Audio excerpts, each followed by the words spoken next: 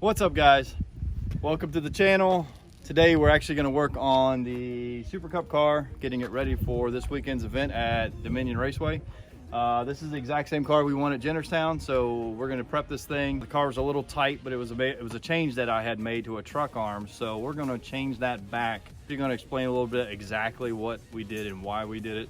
Get some more forward bite. We ended up getting too much forward bite with it, so we're going to switch it back. We're going to take a little of the forward bite out, which will help the car steer a little better off the rear end. So I'll explain a little bit more in detail when we do it. So what I'm doing right now is this is what they call stringing the car. Set your steering exactly square in the vehicle. How you would check that, come here real quick, is you would actually go into this box right here. You'd want to make sure that this, which is the mount for the what they call pitman arm, and then this other side would be the steering arm right there. What you want to do is you want to basically measure across, right, like that, and they should be exactly the same measurement. And then when you actually get those, or you can check off the frame rails and make sure that they're level from frame rail to the center of that bolt to the center of that bolt. That's what your idea is. So once you have that in place, you want to mark your steering box. It always stays at that point. That means all of your steering is exactly the same. Then you won't have any issues whatsoever. Everything will be in alignment. And what you'll do is you adjust your toe accordingly to make sure that it's perfectly straight. Start with your right side, set your toe, then go to your left, and then you got a zero toe. So that's how you actually do that. Then I go over here, as of course I've already set my strings up. These are on the elephant stands. Elephant stands are pretty awesome to use because the car gets up in the air, you can crawl under it, do everything you need to do. And if you look, we're actually doing this outside. So over here, we actually drill a hole down in your lower part where you can meet the frame rail. Now the key here is on the frame rail is come close. Try to stay beyond where the clip attaches. So go behind it at least maybe 2 inches back to where the clip attaches. So you know exactly that it hasn't been hit, nothing's been moved. That's where you want to be, and do the exact same thing in the rear. So I put my string out, I measured 12 inches to here. I now have my steering set. The steering is set exactly at 3 7/8. And then I come back here, and what I'm trying to do is I'm trying to line my rear end. Line the rear end on an oval track. What you want to do is you measure off, and you see here I'm at 3.5 in the front. You go in the back, I'm at 3 7/8. So what this actually is telling me is that the rear is actually skewed in the car.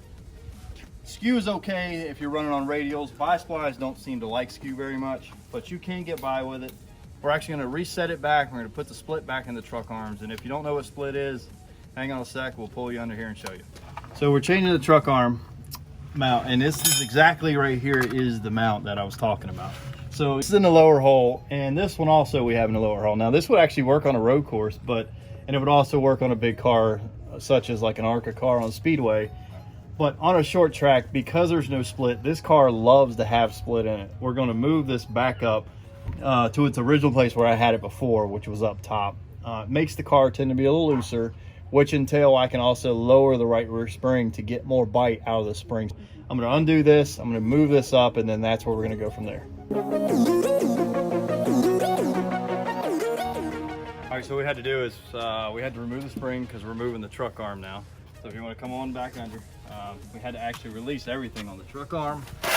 And so what we did is, right there, we had to remove the bolts for the actual truck arm, because what we're going to change is this plate. And so what this actually does is this shim plate, yes, it also spaces the rear up sometimes for if you're going to have a bigger spring, but that's not what our purpose is here. So this actual shim is angled, so it's got a little bit of an angle to it. So this actually does is it moves the rear end, the actual truck arm itself, which right here. So if the truck arm isn't level and free, it'll bind right back there. So that's what that shim is all about. So when I move this bolt all the way up here, I'm not going to be able to use a shim that was in the direction it was. I'm going to have to put a shim that actually moves the truck arm in an angle to keep the rear from being underbind. So that's actually what we're gonna do right now. And so I'm gonna go ahead and move this bolt up, and then we'll figure out what shim belongs back here.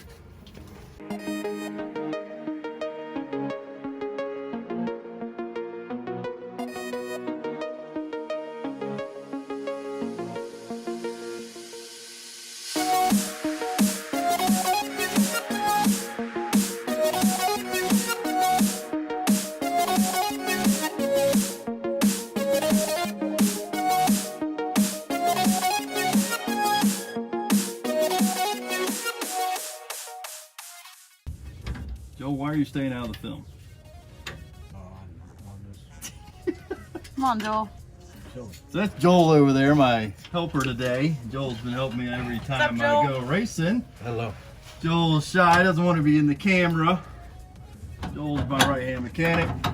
And so there we go. All right, so what we actually did now is we got the bolt in place. This is a cantilever style, so it actually sits.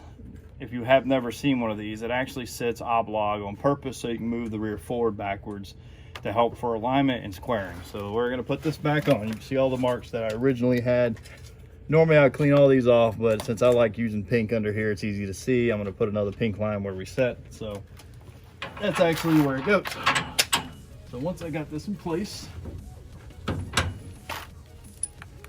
now here's what we're gonna do before we tighten this. So before we tighten it, because obviously we still have the strings hooked up. The strings are so we can line the actual car up.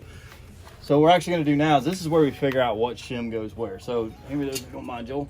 So again, we had this 1-inch shim in here. So 1 degree, 1 degree from thin to top.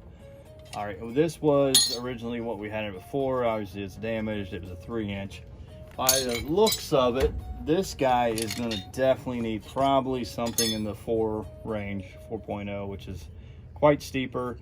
But again, this is also to keep everything free, everything moving, so there's no binding in here, there's no binding in there, and that's what this is all about, keeping everything simple, keeping it free.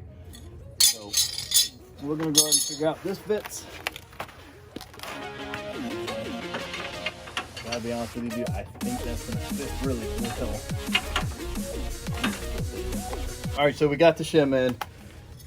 We went with a number 4. Number 4 didn't fit, so we decided we had to go with a number 3. So number 3 shim is in. Everything's free. We can wiggle this now, which is good. Now, as we can check it, if it moves nice and easy, that's what we want. All right, so we can put the spring back in. We're going to tighten this all up, and then we're going to actually square the rear onto the strings to make sure the rear's in place and ready to go. So, got our strings pretty much set. Again, this is a very old school way of doing things. Come out just a, I know you're fine.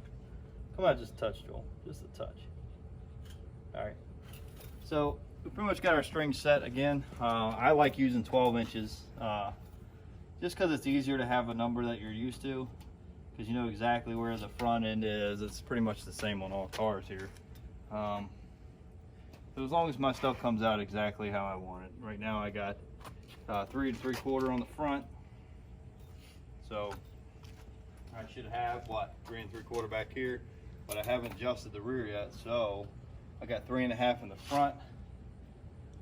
I got 3 3/4 in the rear. So this tells me, again, it's still got a lot of rear steer in it. I'm gonna go under right now, kick it, and then I'm gonna have Joel measure it while I'm kicking it, and we're gonna get as close as we can.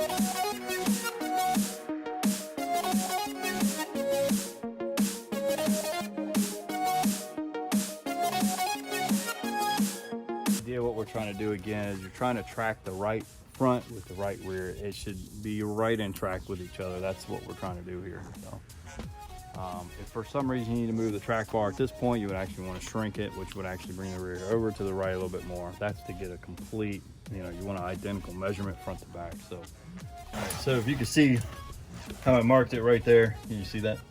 So I marked it right there. So if for some reason this thing decides it wants to move, I did it on both sides, I'll actually be able to see it. So the cantilever set. So now I'm going to go ahead and tighten it down, and then that's it. What's really interesting about this, and a lot of people don't understand under here, is on these guys, what you actually want here is, I want to be able to put a wrench on here and turn it. So on the side that has no cantilever, that should be almost loose. That's why you put a jam nut on it.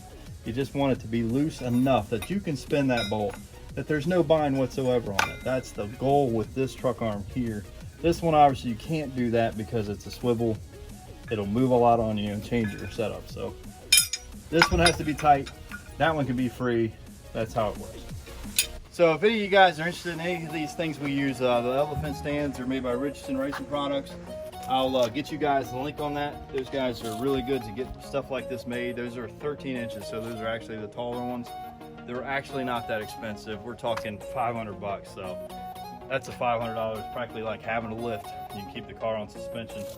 So yeah, I'll put that in one of my next videos, exactly where you can get those guys from. So I'm gonna go ahead and check this one last time. So we have not moved anything on the car, which is really cool, because then that means we don't move any of the string. But we'll check. Excellent. So we are right where we were set. We have absolutely no rear steer in the car. So that's pretty much it. You'll follow us a little bit more. Well, in the next video, we'll be loading up and getting things ready to go to the track. See you to the front of the pack.